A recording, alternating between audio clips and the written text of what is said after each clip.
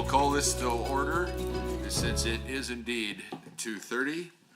My name, as you know, is Rick McIver, MLA for Calgary Hayes, and the chair of this committee. I will ask members and those joining the committee at the table to introduce themselves for the record, and then I will call on members joining the meeting remotely to introduce themselves.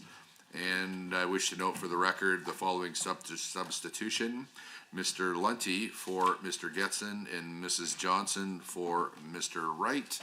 Can I start on this side? To your right.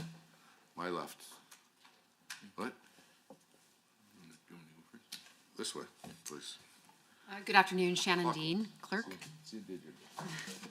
Good afternoon, Dave Ludwig, Executive Director, Corporate Services, LAO. Darren Joy, Senior Financial Officer. Grafton Koenig, Law Clerk. Good afternoon, Lindsay Tischer, Director of Human Resources for the LAO. Hi, I'm Dave Egan. I'm the MLA for Edmonton Northwest. Afternoon, everyone. Christina Gray. I'm the MLA in Edmonton Millwoods. Good afternoon, Sergeant at Arms Terry Langley. Good afternoon, Brandon Lunty, MLA for Leduc Beaumont. Jennifer Johnson, MLA Lacombe Panoka. Sandy Fort McMurray Wood Buffalo. Good afternoon, Aaron Roth, Committee Clerk. Okay, and those folks online, you got your, Mr. Sabiri, your camera on, so you go first. Father MLA Calvi Balabako. Dr. Metz. Luann Metz, MLA for Calgary Varsity. And Ms. Petrovic. Chelsea Petrovic, MLA for Livingston McLeod. And Mr. Singh. Good afternoon, everyone. Peter Singh, MLA Calgary East. I think that's everyone. If I missed anything, someone please correct me. Okay. Before we turn to the business at hand, just a few operational items. Please note that the microphones are operated by Hansard staff, and that's a reminder for me to keep my hands off the buttons, and by extension, it's a reminder for everybody else. Committee proceedings are live streamed on the internet and broadcast on Alberta Assembly Television, which we all watch regularly. The audio, video stream, and transcripts of the meetings can be accessed via the Legislative Assembly website. Those participating remotely are encouraged to please turn on your camera at least while you're speaking and mute your microphone when you're not speaking. Members participating virtually who wish to be placed on a speakers list are asked to email or send a message in the group chat to the committee clerk, and members in the room are asked to please signal to the chair or some of the other staff if I'm not bright enough to pick you up fast enough. And please set your cell phones, as I will now, and other devices to silent for the duration of the meeting. And how do you like that? It was already there. And first item of the agenda is approval of the agenda. Are there any proposed additions or revisions for today's meeting agenda? Ms. Gray? Just only noting that under other business, I know there were motions that were submitted, but I don't think we need to change the agenda for that. That's all. Okay, the staff agrees with you. I see no other changes to the agenda, so on the agenda, does anybody disagree? Going twice, then that's carried unanimously. Approval of meeting minutes. Any amendments to the minutes from the last committee meeting? We needed a mover for the agenda. MLA Yao. Okay, on that, are we agreed? Agreed. Any opposed? That's carried. Sorry, I took the shortcut asking for just opposed. So it's now back to approval of the minute meetings. Any amendments, or would someone like to move the meeting minutes from the last meeting? MLA Egan has moved it. Any comments? Seeing none, are we agreed? Are there any opposed? It's carried.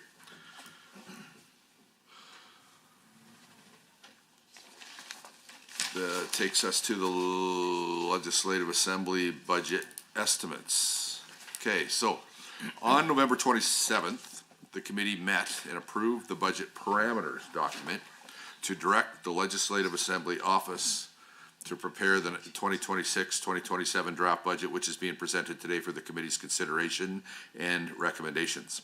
Members, you have been provided access to an electronic version of the budget binder that includes the budget estimates, which have been developed based on the parameters and include the recommended changes for branch, caucus, and constituency office staff compensation that mirror the Alberta Public Service. The operational expense component has been adjusted on the basis of 1.6% inflationary factor. There are also a few one-time spending items pertaining to proposed operational improvements that were also approved with the budget parameters document discussed at the November meeting. With the changes that this committee originally considered back in November, we expect an overall budget increase of 2.4% or $2.1 million. You will notice that the special funding requirements budget envelope has been reduced this year. The chamber project budget has been reduced as the project nears its end in the 2026-27 budget year.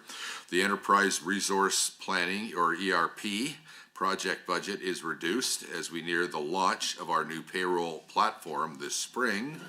The employee market adjustment contingency has been removed as we are now in a position to implement the compensation changes that were announced in the fall for the Alberta Public Service. Since we know what those changes are, of course, we don't have to set aside money because there is no just in case. Finally, the Electoral Boundaries Commission is expected to complete its work in fiscal year 2025-26, so its budget will be wound down. The clerk will describe these in more detail. Members, you will notice an approximately $612,000 increase for the caucus budgets, as well as a $1.6 million increase to the MLA administration budget.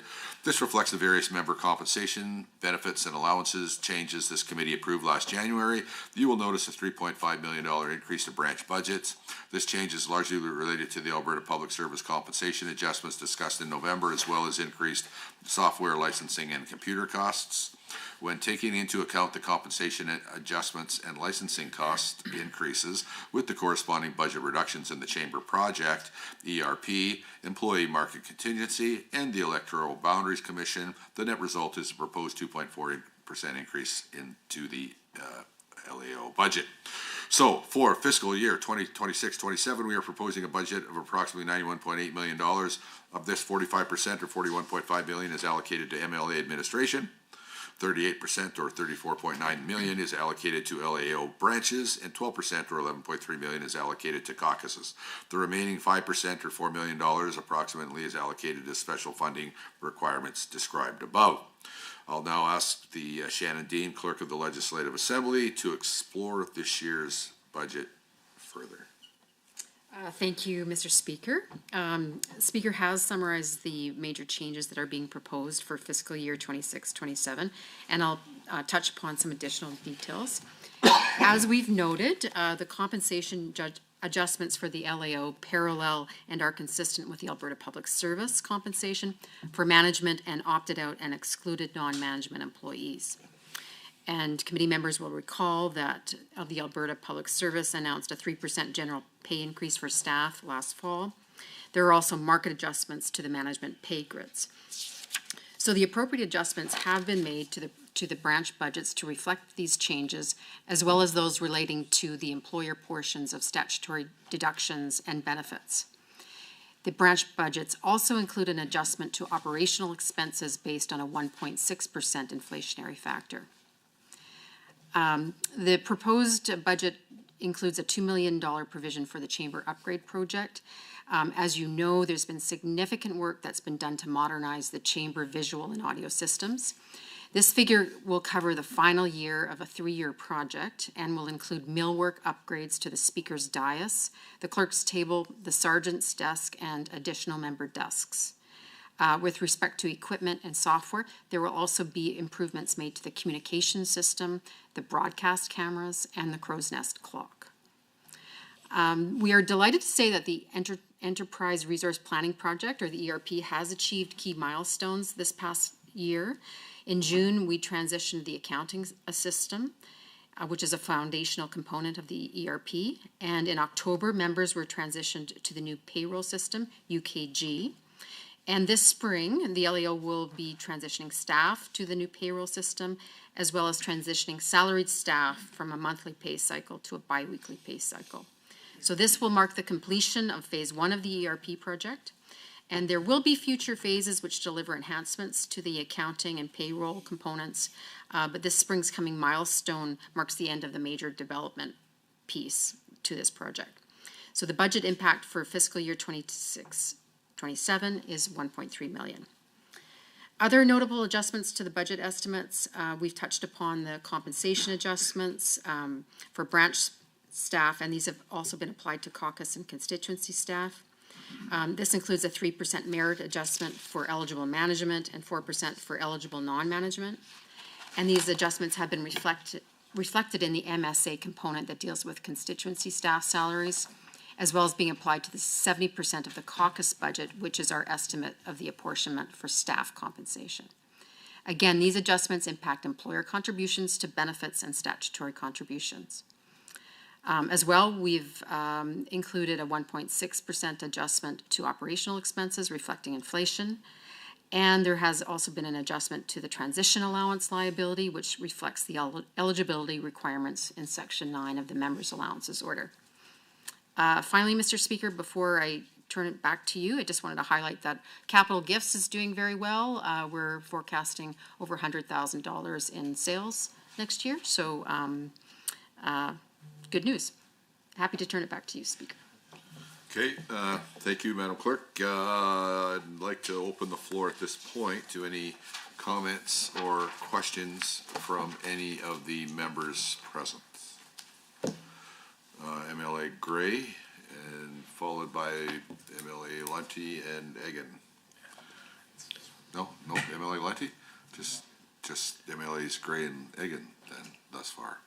I think Dr. Metz online Dr. threw up Metz, her hand okay. as well. My question is related to those employer portion of benefits.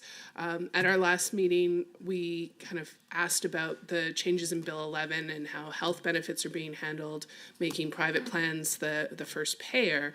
And the answer we got then was that the LAO budget has some cushion for potential cost increases. I was just wondering, in the estimates that have been done here, how much has the LAO kind of accounted for like health benefits increasing because of the changes in legislation, if you have that breakdown? I'm going to turn it to my team here. So, Dave? yeah. So on the branch budget side of the $3.5 million increase that you're talking about, $300,000 rough numbers relates to benefits. And you might be familiar with some of the health spending account changes that occurred, and about $174,000 relates to that.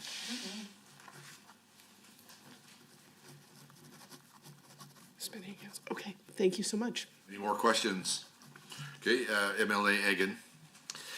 Thank you, Chair.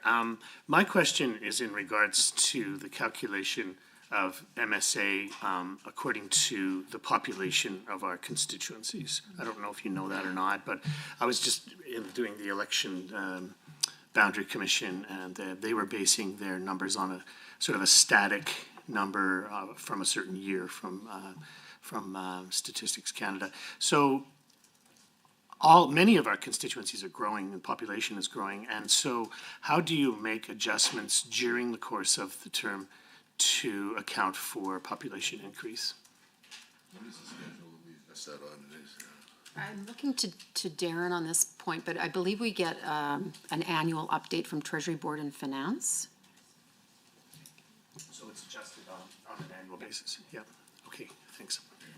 Okay, next up we got Dr. Metz, followed by MLA Singh. Well, thank you.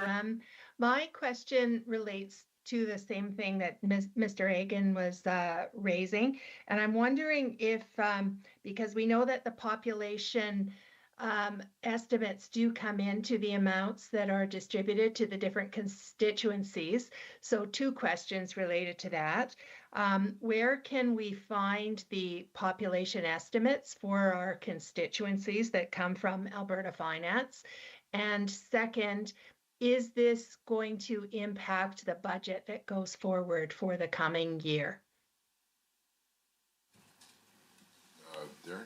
Yeah, thank you, Dr. Metz. The population numbers we get, I don't believe are actually public or published. We get them from Treasury Board and their estimate at that time, at a point in time, right? So I don't believe that they are published anyplace. And I'm sorry, could you repeat the second part of your question, please? Will the changes in population, because we know they're massive in this province, will that impact the budget for the different constituencies? Because part of the formula to calculate the MSAs does take in consideration population. Right, and has that been accounted for in the budget going forward? Yes. I think Dr. Metz also asked where she would go to find the numbers for her constituency. Right, well, Just trying to be helpful, man. Yeah, we get them sent to us, so again, I don't believe they're published. I don't know if they're public or not. But certainly, I believe you could provide them to the Yeah, members. we could, yeah. And so they would ask, who would they ask? Directed to myself or Mr. Darren. Ludwig or Mr. Joy? Okay, is that helpful? Okay, Yes, thank you. anything else, Doctor? No, thank you very much. Okay, MLA Singh. Thank you, Mr. Chair, and thank you for the presentation regarding 2027 budget preparation parameters. And I commend all the LAO officers and staff for the hard work done. And my question relates on the operating pressures in LAO branches there. And I see on the page number 4, which is the summary of the budget estimates under letter A, Legislative Assembly Office branches. And what specific factors are driving the 11.2% increase in LAO branches in 2026-2027? And particularly, I'm more interested in 17.6% increase in corporate services. How much of this growth is structural, like compensation and benefits, or IT licensing services versus temporary or timing related? Thank you, Mr. Chair. Thank you, Speaker.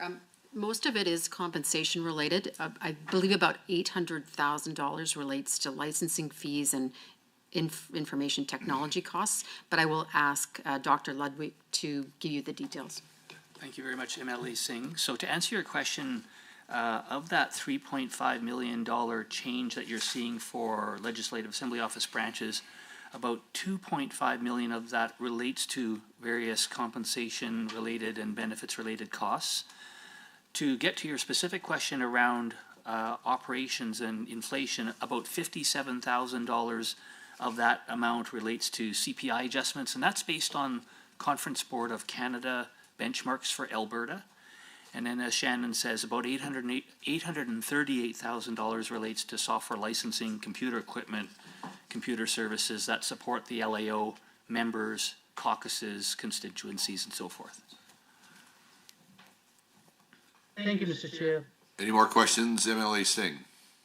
No, I think he's covered most of it. Thank you. MLA Gray, please go ahead. Thanks so much. I just have one question. The contingency fund that was called the Employee Market Adjustment Contingency Fund was there, and that was because of work that was happening and wanting to have that buffer. But I don't see any other kind of contingency fund planning. Is there other contingency money just in case things change in calendar year, or if the Member Services Committee makes changes to any of the orders that changes cost, we'll just have to deal with that in year? Well, you've correctly noted, we don't have a contingency per se built in for any specific purpose for next fiscal year, because the compensation issue is off the table now. We're not anticipating anything else, but certainly, should the need arise, the chair could summon the committee and we could deal with it then. At your service, committee. Anything else? MLA Gray? Thank you. Okay, Dr. Metz. I'm sorry, I'm actually have thought of something else related to the last question I had. I'm wondering if we would also be able to get the population estimates that were used for this current year to give us that information. I assume finance has some pretty good numbers, pretty good estimates of what was used for our constituencies now. And then my second question relates to the corporate services budget, just minor thing, but there's 2 additional FTEs. And I'm just wondering what roles they'll do, if it's volume of work or new roles that are going to be funded. Okay, first, last year's population numbers, Mr. Ludwig.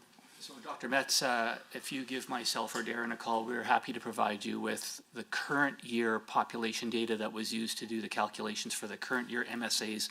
We're also happy to provide the numbers for the fiscal year 26-27 number as well. Okay. And on the 2 new FTEs? Right. On the 2 new FTEs, Dr. Metz, what it relates to is 2 new FTEs. One relates to application services. So we've got, you might be familiar, we've got the new ERP coming in. We've got some AI related activities going on, and that's added an additional load to parts of our IT and B part of the organization. So we're trying to enhance and provide supports there to members relating to that. The other is relating to broadcast. We've got a lot more activities going on in and around the chamber relating to committees and so forth. And so the goal there is to support our ability to meet our vision, which is to be relevant to all of Albertans in terms of bringing them closer to democracy. Any more questions, Dr. Metz? Okay, are there any other questions or comments? I haven't seen any, heard any objections, although that can change whatever you want to, but based on the fact that we haven't heard any amendments, any objections, any other comments, looking for a mover to adopt the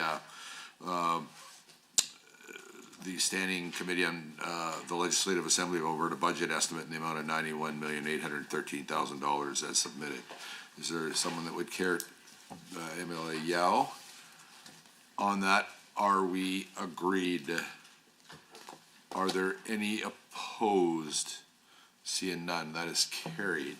Okay, that takes us to number 5, item 5 on the agenda, the draft members' allowances and expenses reimbursement order set off. Let me just say this, I'm gonna, that next item is, proposed order is intended to address a gap in the existing members' allowance framework, which does not provide a mechanism to deal with large budget shortfalls or significant expenditures that do not comply with existing expenditure rules. While these situations are rare, there remains a need for a clear process to ensure the public funds are managed appropriately. The draft order would establish a means for the Legislative Assembly Office to recover public money from the members in circumstances where unauthorized excess or otherwise ineligible expending has not been repaid. I would emphasize this mechanism is intended only as a last resort. It is not a substitute for the existing financial controls under which members receive regular updates on their budgets and have sufficient opportunity to make adjustments as needed. Rather, the order is intended in the most serious situations in which legal obligations such as contractual commitments, credit card charges, other things to get paid back when expenditures are made beyond what is approved in the budget. Now, I will point out, first of all, that a similar provision exists at the federal level under sections 19 to 21 in the House of Commons Board of Internal Economy members' bylaws set out processes to address financial non-compliance. So this isn't, we're not really breaking new ground here. We're just trying to be responsible, and I was going to ask for if somebody wanted to make a motion, but I think we've heard some feedback from different members.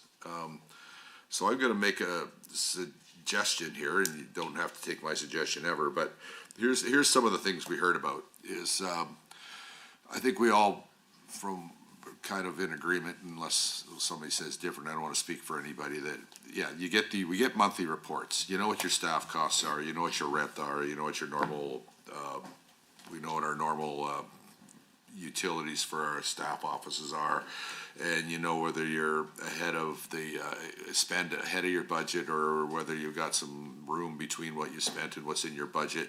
And I think the impression I've gotten from people, they say, okay, well, somebody overspends that by 20% or 5%, whatever it is, it's not really an excuse. But then again, other things come up, such as, what if somebody doesn't finish their term?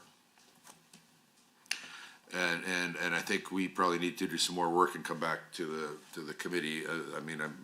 To ask the LAO to do some more work and come back to the committee on what conditions would trigger a personal collection, and what circumstances maybe should not. So the intention is never to be unfair to members.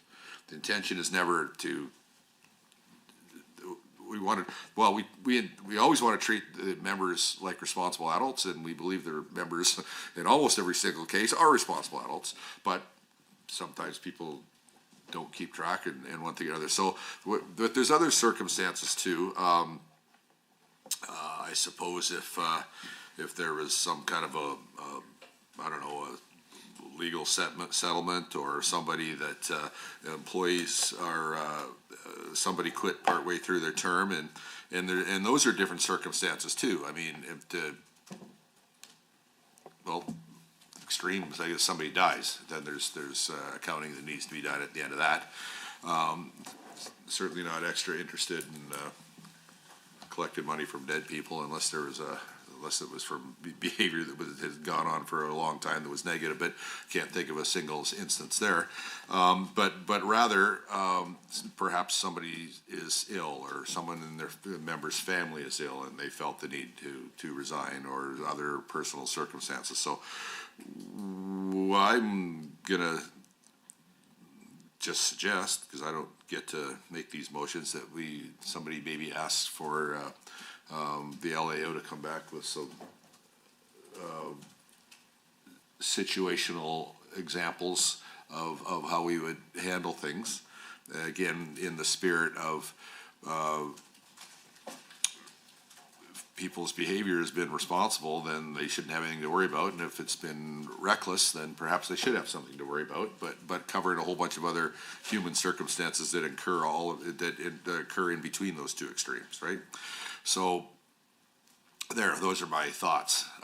Because having brought this forward for discussion in the first place, and then getting the frankly very helpful feedback from members of the Legislative Assembly on both sides, it seems like might be appropriate to using some of the examples that people have had to come back here. Unless if somebody has other questions or something to add to that, I wanted you to know that since we brought this forward, we heard from people, we've been listening, and where it seemed at the front of it pretty cut and dried. If somebody's responsible, nothing to worry about. If you're reckless, you should have something to worry about.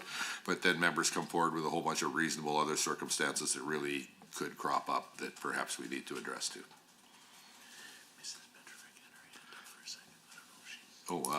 MLA Petrovic, did you have something to say here?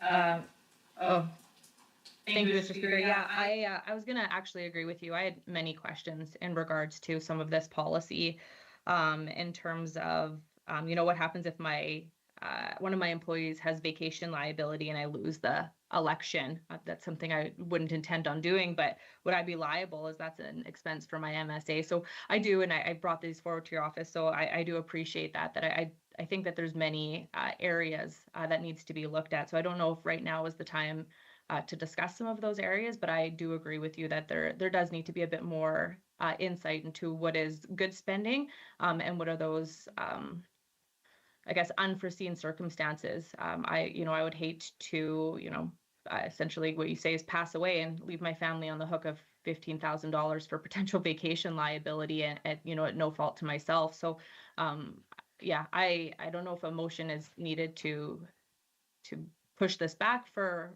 continual, but I do agree with you on this.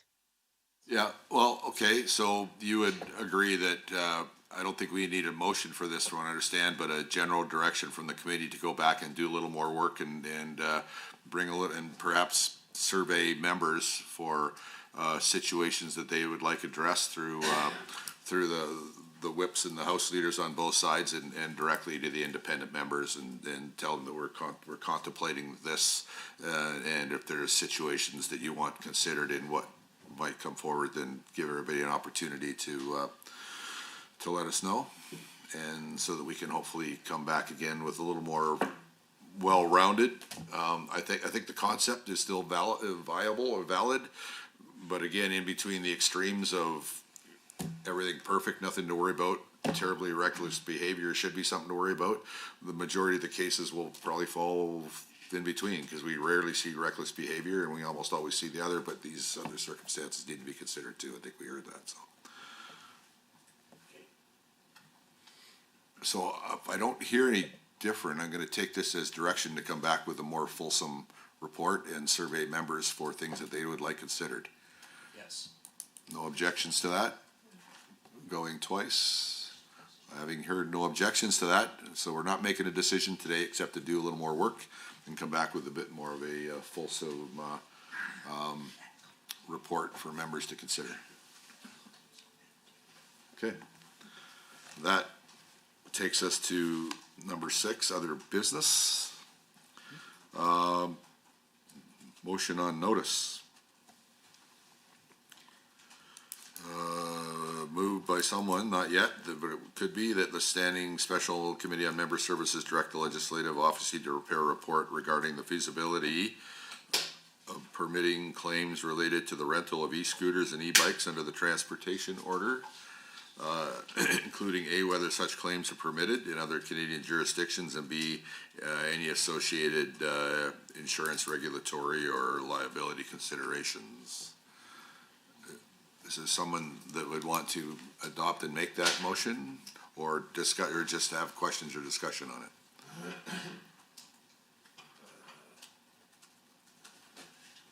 it? MLA Yao, I'm hearing noises, but I haven't said anything yet, so. I would like to move a motion that, yes. Sorry, even I'm confused a little bit. That the Special Standing Committee on Member Services establish a subcommittee as follows. The subcommittee shall be comprised. That? That's the second motion on, motion on notice. That the Special Committee on Member Services Committee will be making decisions within the next steps of members' allowances and expenses reimbursement order. Come here. MLA Gray. Thank you very much. Just while we clear up what motions we're moving on, the general topic of e-bikes. So I've heard from staff, caucus staff, as well as constituency staff, that when they're doing work for the Legislative Assembly, either for MLAs or in other ways, particularly staff who are working in Edmonton and Calgary, sometimes when they're traveling, taking a taxi or renting a car, staff have made the decision to use an e-bike instead, but we're not reimbursing those claims. And I think there's been some discussion between our caucus expenditure officers and the LAO around wanting to be able to reimburse staff when they're using these alternative modes of transport, especially because they often are cheaper and very convenient. This is not something I'm asking for myself. I don't think I'm going to use e-bikes or scooters anytime soon for myself personally, but we have lots of younger people, and to them it makes sense.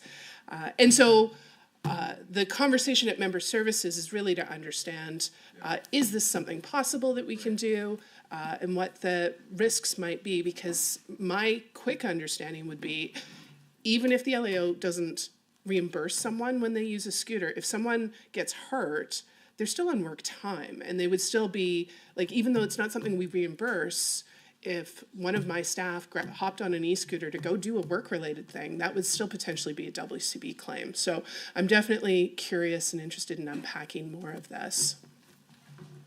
Okay, MLA Yao.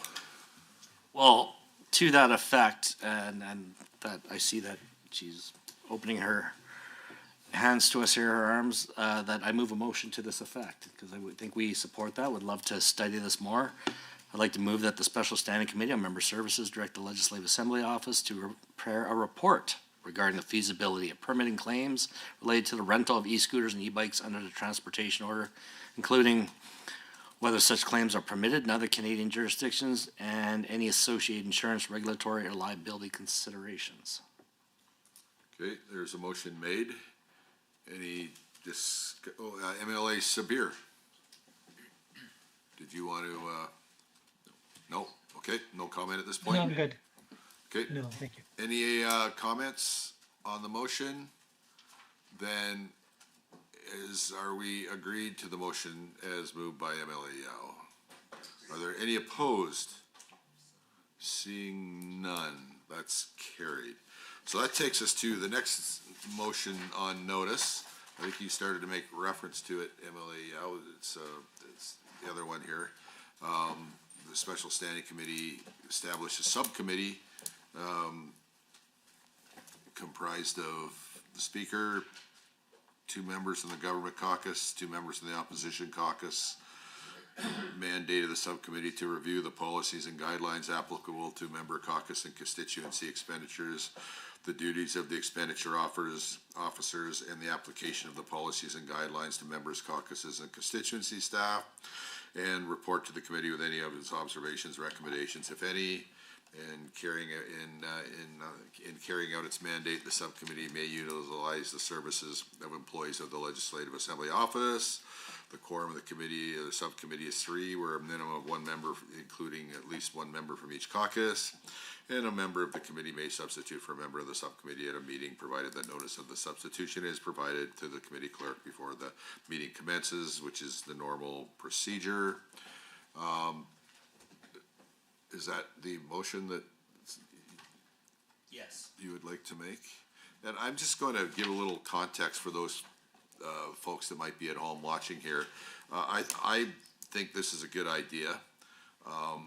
Some folks at home might just say, well, this is just people looking to spend more money, and I think quite the opposite. It's actually looking for clarity. Some of the way that I've heard from caucuses on both sides is some of the way the rules are written now are not as clear as they could be. And all members want to do is adhere to the rules, and all the staff wants to do is correctly apply the rules. And when the rules aren't written in as clearly as they could be, and I guess there's been several examples where we don't agree on anything else, we agree that the rules aren't as clear as they could be. This subcommittee might be a good place in a bipartisan way to discuss the rules and get a little more clarity on them, so that we don't end up arguing over, I'm not even going to call them different interpretations is what they are. They're not nuances. They're honest, genuine, different interpretations of words in the English language that maybe it's about time we sorted that out.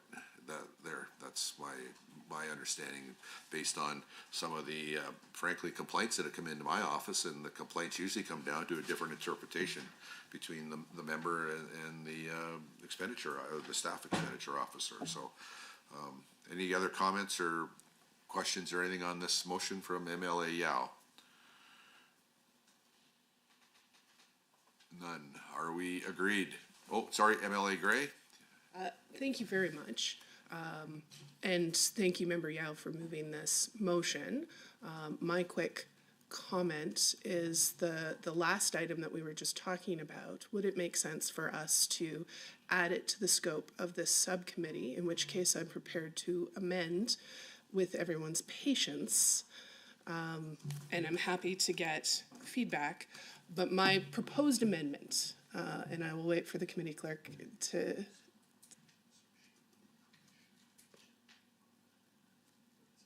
Oh, yeah, okay, your amendment wasn't put on notice. no, it was not, because it just came out of the earlier business of the committee. So may I start by requesting consent of the committee to move an amendment? Does anybody object to MLA Gray adding an amendment that doesn't have advance notice to it, along the lines of what she just tried to briefly describe?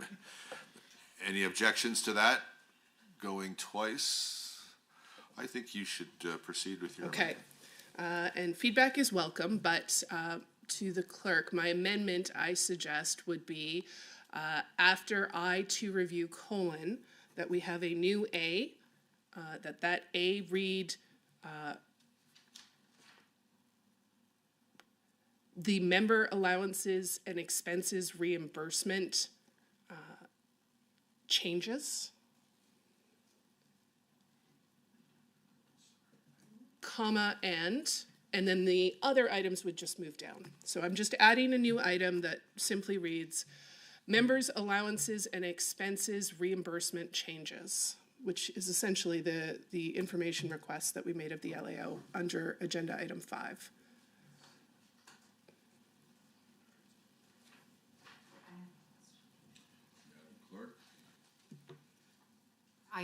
I'm presuming that the initial motion that was carried is still a live item that we're going to be reporting on? So there wasn't a motion passed. There was, we talked about an information request. Now we're making a specific motion that would put that item for discussion at the subcommittee, if everyone is amenable to that. Pardon me, I was thinking the e-scooter piece. Oh, I no, e-scooter is misunderstood. separate. I misunderstood, thank you. Yeah, very good. Yeah. Yep, we'll just give you a moment to try and type that up. Okay, so Emily Gray is making an amendment that we adopt the work that the LAO was asked to do by the committee on legal obligations and repayment of over expenditures and that kind of stuff to including it into the subcommittee work. Yeah. Is that, you want that included in the subcommittee work? Correct, and so the language that I'm using, I took from our agenda item 5, and so what I've said is, members' allowance and expenses reimbursement changes become our new A, and then it would be comma and the rest of it. If you'd rather put it at the back, that's fine. That's absolutely Administratively, fine. somehow it might seem easier to make it D instead of A. As But long you're as getting- we are But all I think you're clear. getting what you want here, That's great. if you agree to that, okay.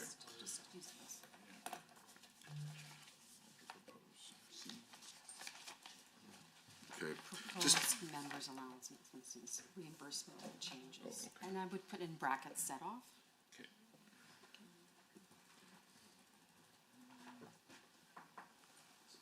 okay, so there's an amendment to the motion. Any discussion on the amendment made by MLA Gray? Any objections? So on the amendment, are we agreed? Are there any opposed to the amendment? None. So now the motion from MLA Yao is amended. So on the amended motion, any discussion? On the amended motion, do we agree? On the amended motion, does anyone object? Seeing none, that is carried. Okay, that takes us, any other business to be raised at this time? Hearing none, that takes us to agenda item 7, the date of the next meeting. Is at the call of the chair, and the chair will call the next meeting at the appropriate time. Now we come to the happy place where we need a motion to adjourn. Right here. MLA Yao. On the motion to agree, to adjourn, are we agreed? Any opposed? We are adjourned. Thank you.